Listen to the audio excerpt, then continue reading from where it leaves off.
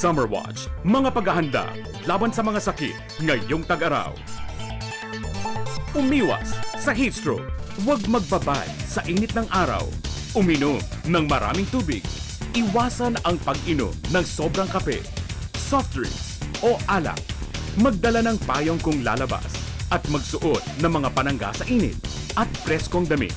Ang mga simptomas ng heat stroke ay lagnat, panghihina, pagkahilo, pananakit ng ulo, mabilis na pagtibok ng puso, kumbulsyon, at pagkawala ng malay. Sakaling may ma-heat stroke, itabi agad ang biktima sa malilim na lugar at ihiga ng nakataas ang paa.